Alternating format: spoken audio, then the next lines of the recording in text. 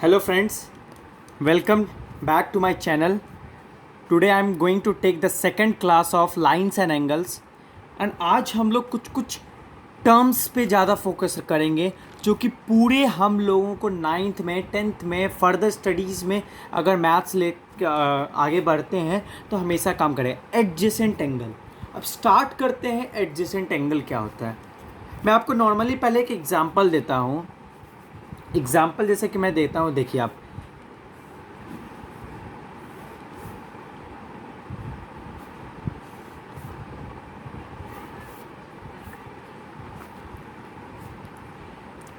ठीक है। ये जो है एक O है, ए बी सी एक नॉर्मल ये एंगल बन रहा है और एक ये दो भी थोड़ा छोटा छोटा एंगल बन रहा है। तो एडजेसेंट एंगल क्या होता है मैं समझाता हूँ। सबसे पहला प्रॉपर्टी आपको पता होना चाहिए एडजेसेंट एंगल का होता है कि कॉमन वर्टेक्स।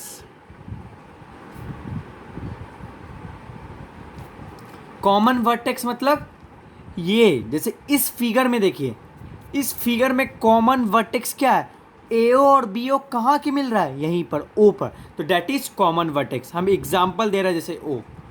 दूसरा कॉमन आर्म, मतलब एक इससे कॉमन आर्म निकलना चाहिए, जैसे कि एक देखिए OC, देखिए OC जो है एक कॉमन आर्म है।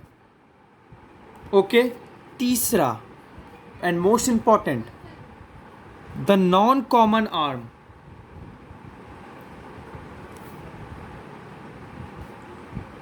Are on either side of common arm. तो सबसे पहले कॉमन आर्म देख लेते हैं, OC है। पहला प्रॉपर्टी, पहला क्या, तीन क्राइटेरिया बोला। एक होना चाहिए कॉमन वर्टेक्स, चलिए भैया कॉमन वर्टेक्स ये रहा, ठीक है। दूसरा बोला कॉमन आर्म होना चाहिए, चलिए कॉमन आर्म है OC। तीसरा बोल रहा कि जो कॉमन आर्म के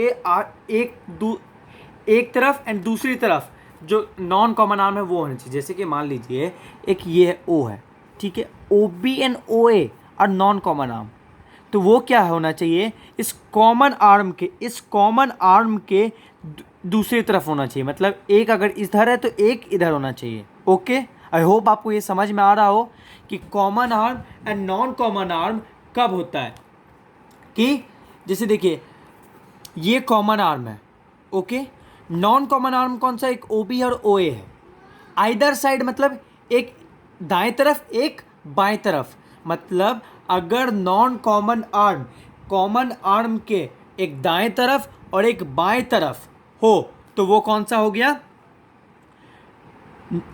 एडजेसेंट एंगल का प्रॉपर्टी। तो इसमें अब एडजेसेंट एंगल कौन सा है, आप तो भैया बता दिए कि आप ये सब होना चाहिए, एंगल कौन सा है, तो आपको बताऊंगा AOC and angle BOC are, AOC and BOC are adjacent angles. Okay, I hope आपको ये टर्म समझ में आ गया हो। अब एक नया टर्म आता है, एक linear pair.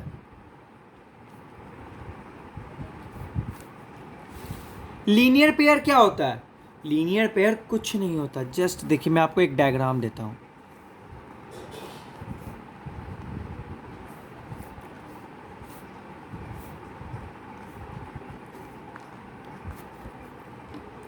Okay, linear pair क्या होता है, दो एडजेसेंट एंगल,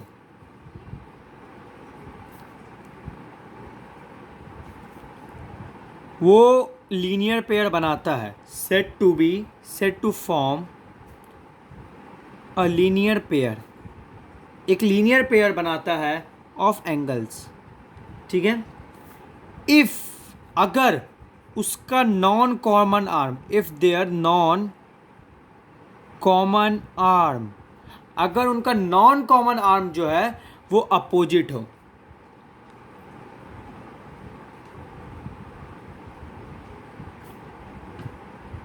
मतलब क्या बोल दिया भैया आपने, ये क्या क्या उर्दू बोल दिया। मैंने बोला सॉरी, ये आपको ये थोड़ा सा वो हो गया।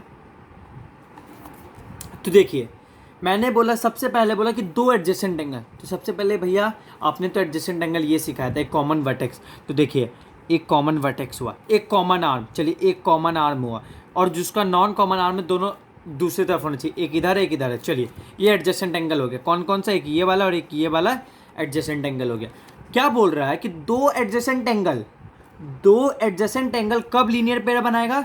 जब उसका नॉन कॉमन आर्म जो है वो एकदम अपोजिट हो, मतलब एक इधर है तो पूरा उधर होना चाहिए। इसमें देखिए, इसमें क्या अपोजिट नहीं है, ये अपोजिट नहीं है।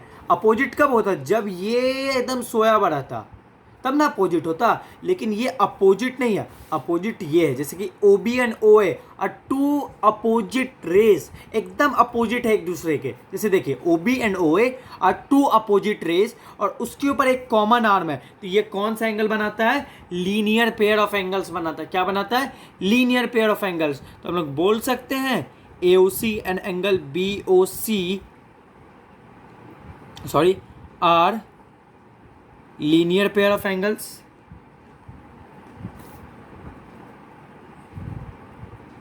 ओके, अब देखिए, अब जो है एक छोटा सा थ्योरम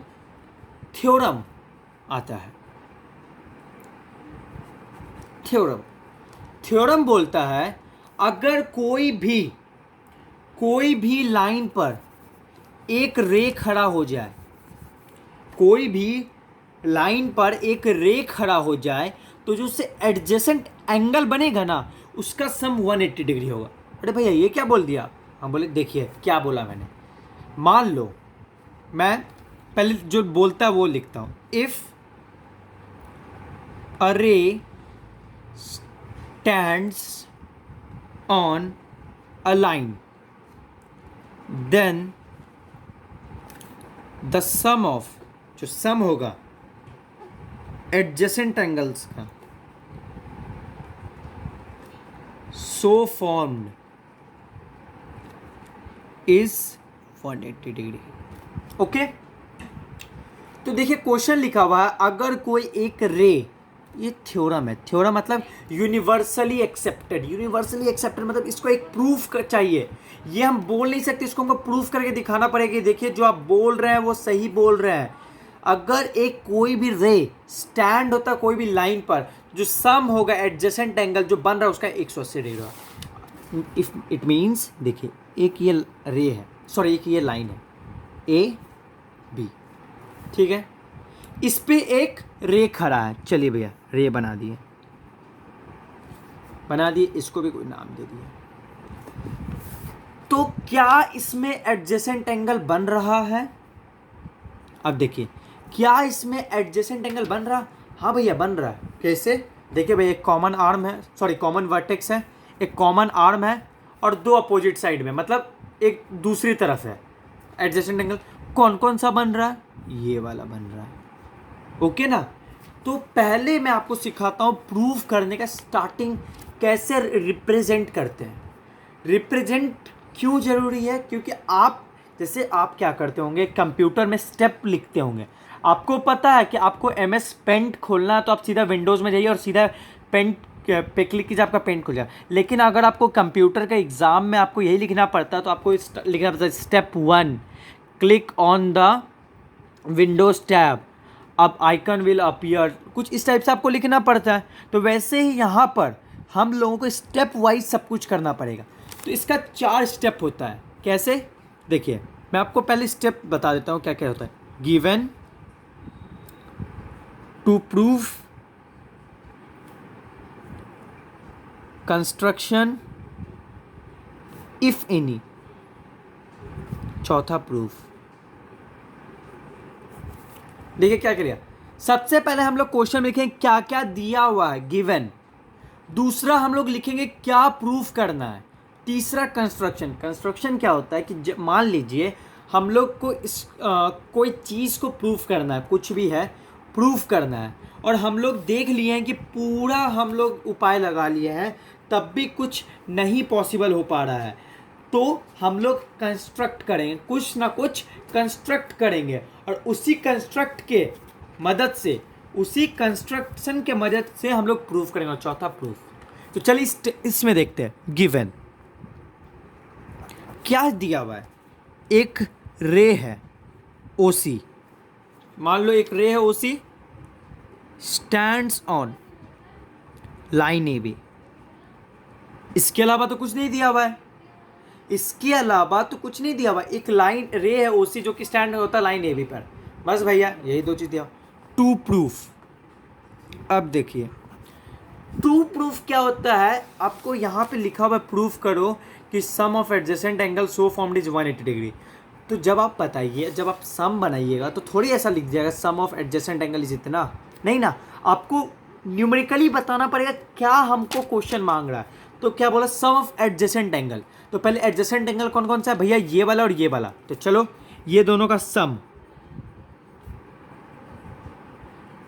ये दोनों का सम किसके बराबर है, इज इक्वल टू 180 डिग्री। मतलब भैया इतना बड़ा क्वेश्चन बोल रहा हूँ हमको यही प्रूफ करना है। बोला हाँ भाई यही प्रूफ करना है। चलो अब देखो तीसरा स्टेप, क्या तुमको इसमें कुछ भी चीज़ दिया हुआ है, जब तुम जैसे प्रूफ करने के लिए तुमको थोड़ा सा कंसेप्ट लगाना पड़ता। कंसेप्ट मतलब कि तुमको कुछ दिया हुआ होगा, लाइक ये कुछ है, ये कुछ है, ये कुछ है, बट क्या हुआ कि अब इसमें देखिए मैं बोल रहा था कि इसमें कुछ कंस्ट्रक्शन नहीं कर सकते। अब कंस्ट्रक्शन क्यों, सॉरी इसमें, अब इसमें कुछ तो दिया हुआ ही नहीं है, तो प्रूफ कैसे करेंगे। तो इसमें हम लोग को कंस्ट्रक्शन करना पड़ेगा।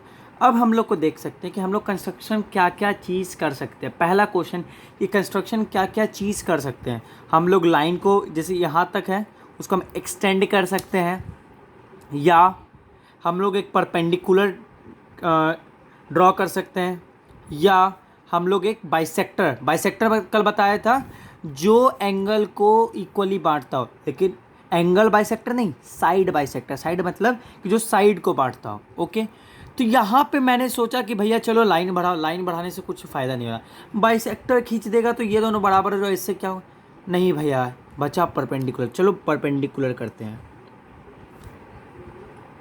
ठीक है, मान लो उसको नाम दिया D। तो कंस्ट्रक्शन क्या किया मैंने,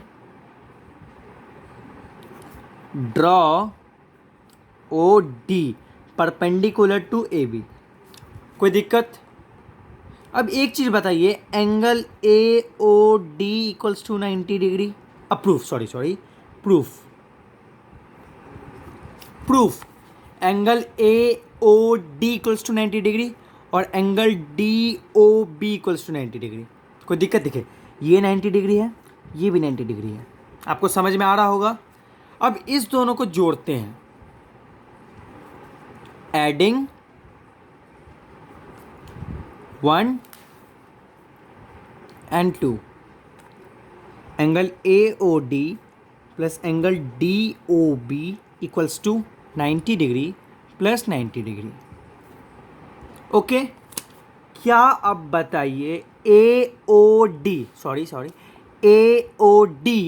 को मैं ये लिख सकता हूँ, ये पूरा एंगल माइनस ये एंगल।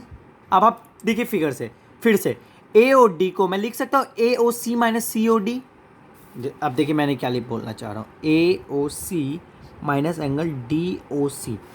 इस पूरे में से ये हट जाएगा तो ये बचेगा ना। और सेम इसके साथ देखिए, इसके साथ क्या मैं लिख सकता हूँ DOC प्लस COB, जरूर लिख सकता हूँ।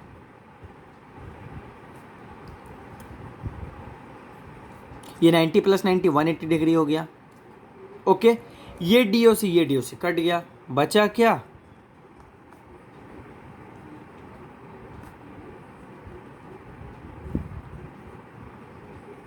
देखिए तो क्या आपको यही प्रूफ करना था, देखिए क्या आपको यही प्रूफ करना था। हाँ भैया हमको तो यही प्रूफ करना था। तो मतलब क्या हुआ कि अगर मान लीजिए कोई भी एक लीनियर पेयर है, कोई भी लीनियर पेयर मतलब दो अपोजिट में हो और एक लाइन खींचा हुआ हो, या कोई भी दो लाइन है, एक लाइन है उसके ऊपर एक लाइन खींच दी है, तो जो एंगल होगा इस पूरे का वो 180 डिग्री होगा। अगर आपको ऐसे याद नहीं रहा तो आपको तो पता है कि स्ट्रेट लाइन का कितना एंगल होता है, 180 डिग्री, तो इस पूरे का एंगल 180 ही होगा। ओके, अब दूसरा चीज़ एक और थ्योरम है। थ्योरम क्या बोलूँगा, एक थ्योरम ही मान लीजिए इसको। देखिए थ्योरम है, थ्योरम बोलता है the sum of all angles around a point is equal to 360 degree. अरे ये क्या बोल दिया? कुछ नहीं बोला, मैंने क्या बोला कि एक पॉइंट के चारों तरफ जो एंगल बनेगा उस चारों को जोड़ेंगे ना तो उसका वैल्यू होगा 360 डिग्री। तो अब क्या करना है, तो चलिए इसको मैं ड्राइंग करके दिखाता हूँ। मान लीजिए एक ये पॉइंट है ओ, यहाँ से एक ये लाइन गया, एक ये लाइन गया, एक ये लाइन गया, एक ये लाइन गया, मान लीजिए, कोई दिक्कत नहीं है, नाम दे दिए AOBC। Okay,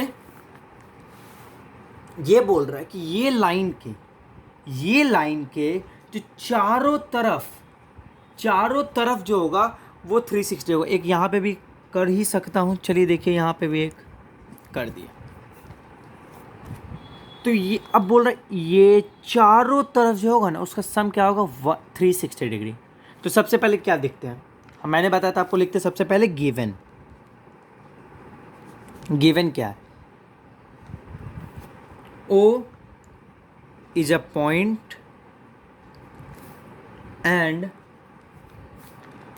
OA, OB, OC, OD and OE are rays making angles at O।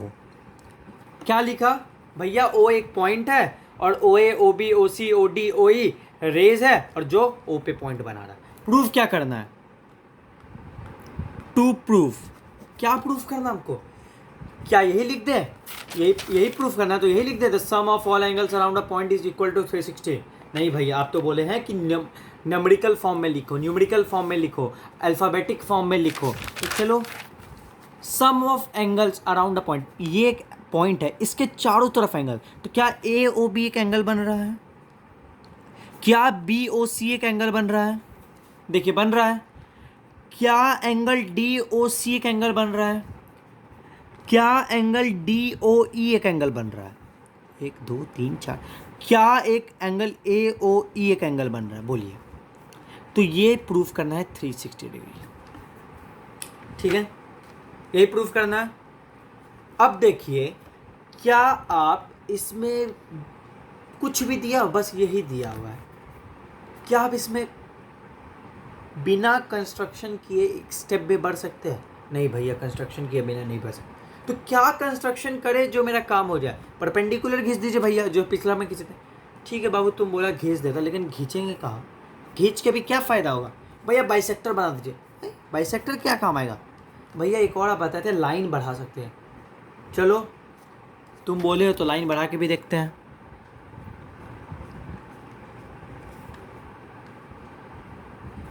Line बढ़ा दिए ये, तो हम लिख दिए कंस्ट्रक्शन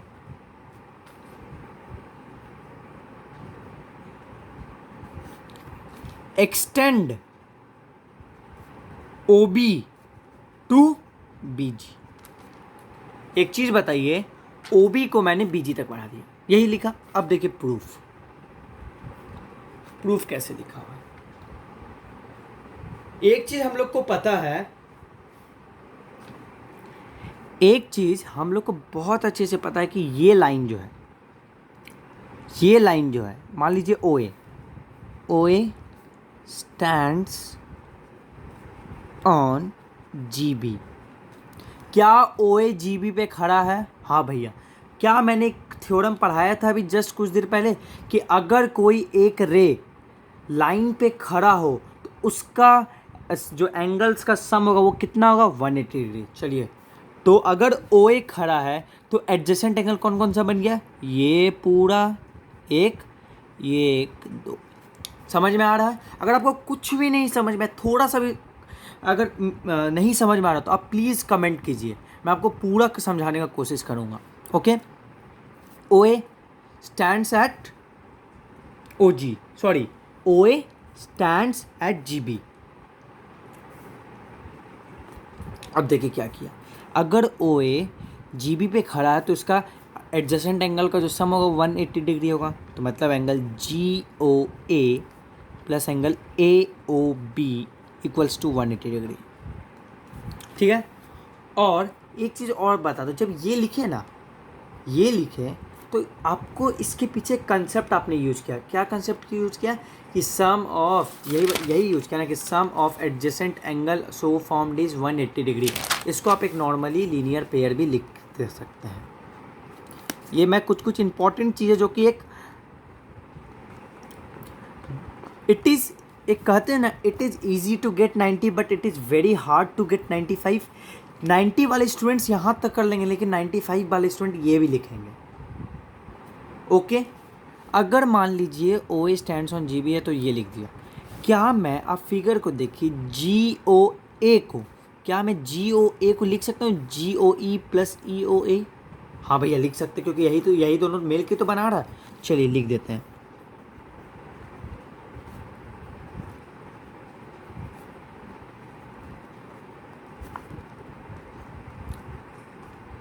ये क्वेश्चन फर्स्ट बना दिया।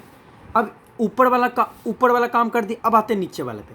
मान लीजिए ओ सी भी खड़ा है जी बी पे, मानना क्या खड़ा ही है भैया। चलिए, O C stands on G B, एकदम भैया खड़ा है।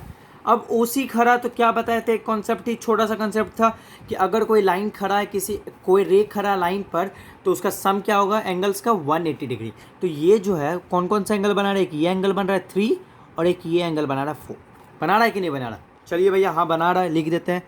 Angle C O B plus angle C O G equals to 180 degree. Angle C O B plus angle C O G 180 degree. इसका भी कंसेप्ट क्या है भैया, लीनियर पेयर। ये लिख दिया मैंने। यही एक छोटा छोटा जो होता है ना, एक एक मार्क्स दिलाता है आप लोग को। ओके। उसके बाद ये करने के बाद अब एक चीज़ देखिए, क्या हम सी ओ जी को लिख सकते हैं G O D plus D O C? हाँ भैया लिख सकते हैं। और सी ओ बी को एज इट इज उतार देते हैं। इसको इक्वेशन 2 दे दो। ओके। अब क्या करना है,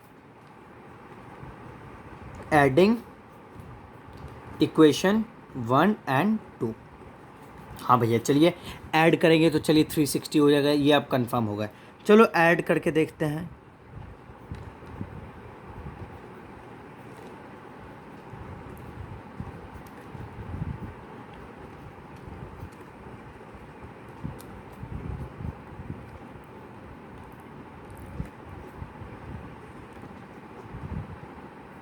देखिए ये मैंने कर दिया। अब एक चीज़ बताइए, आपको प्रूफ क्या करना था, ए ओ बी। देखिए तो ए ओ बी यहाँ गया, हाँ मतलब इसके साथ हमको अब कुछ छेड़छाड़ नहीं करना है। दूसरा देखिए तो बी ओ सी देखिए यहाँ आ गया, इसके साथ भी कुछ छेड़छाड़ नहीं करना। तीसरा देखिए तो डी ओ सी भी आ गया। चलिए भैया चौथा देखिए तो क्या है, ए ओ ई तो आया ही नहीं है। एक मिनट, हाँ चौथा देखिए तो डी ओ ई है, डी ओ ई तो आया ही नहीं है भैया। ठीक है रुको देखता हूँ तब। पांचवा है ए ओ ई, देखिए ए ओ ई तो आया हुआ ही है, ये रहा। तो आप जो देखिए जो आपको मिल गया उसको एक तरफ कर देते हैं पहले, मतलब एक अच्छे से लिख देते हैं। भैया क्या क्या मिल गया था हमको, ए ओ बी मिल गया था, हमको बी ओ सी मिल गया था, हमको एंगल डी ओ सी भी मिल गया था, हमको एंगल ए ओ ई भी मिल गया था, लेकिन मिला क्या नहीं था हमको, डी ओ ई। और बल्कि उसके बदले में मेरे को यहाँ पे ये दो चीज़ लिखा हुआ था, जी ओ ई और जी ओ डी। अब आर एच एस क्या होगा, 180 प्लस 180, उसको 360 लिख सकते हैं। मतलब भैया अगर ये दोनों को अगर हम लोग कैसे भी करके डी ओ ई लिख दे तो 3 मेरा प्रूफ हो जाएगा। बोला सही बोला। अब देखिए जी ओ ई और जी ओ डी को लिख सकते हैं डी ओ ई। देखिए मैं क्या बोल रहा हूँ, जी ओ ई और जी ओ डी को लिख सकते हैं डी ओ ई। हाँ भैया ज़रूर लिख सकते हैं। तो यहीं पे जी ओ ई और जी ओ डी की जगह हम लोग लिख सकते हैं डी ओ ई। हाँ भैया,